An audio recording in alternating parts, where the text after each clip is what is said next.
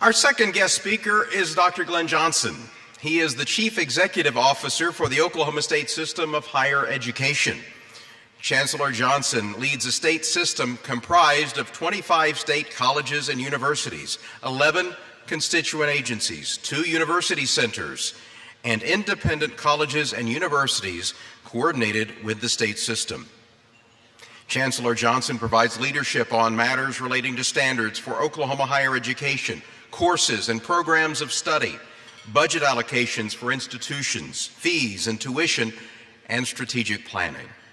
He is also a former Speaker of the Oklahoma House of Representatives and President of Southeastern Oklahoma State University. Ladies and gentlemen, Chancellor Glen Johnson.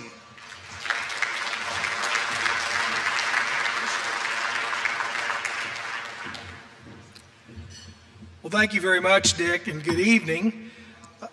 Before I even begin my remarks, I was very moved by the words of my friend and colleague, Tom McDaniel, someone who has been a servant leader, someone who's given back every decade of his life, and someone who I think we all would agree is a great Oklahoman. Let's thank Tom McDaniel again for very inspirational remarks.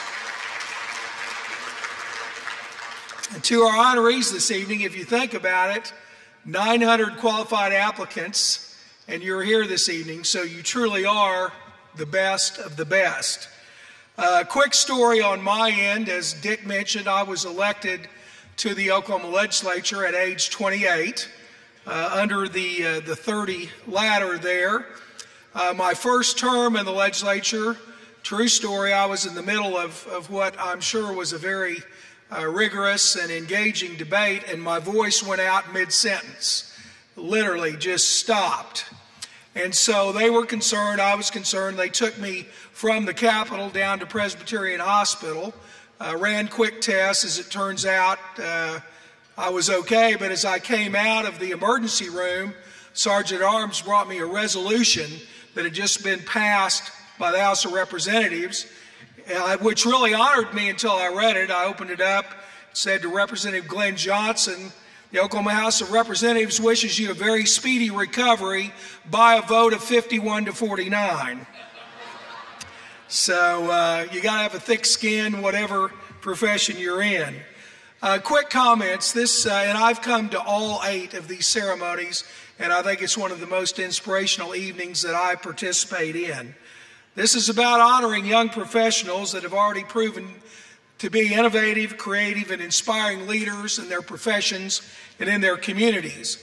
And I think this award ceremony is so significant because if you think about it, by and large, Oklahoma recognizes achievement by those who have achieved merit in the latter stages of their careers. But tonight, we honor individuals who've proven themselves as leaders among their peers, either in the public sector or in the business community, in the very early stages of their professional careers. So that is significant.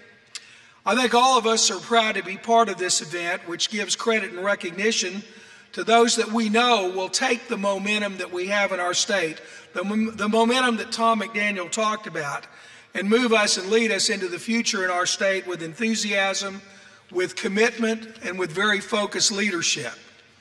I hope everybody in this room will agree that we're confident that the state of Oklahoma is in great hands because of the young leadership in this room tonight.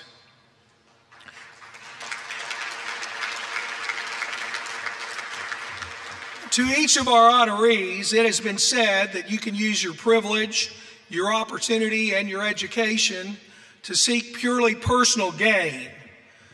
But history will judge you, and as the years go by, I would submit you'll judge yourself by the extent to which you use your gifts, your talents, and your education to enlighten and to enrich the lives of others.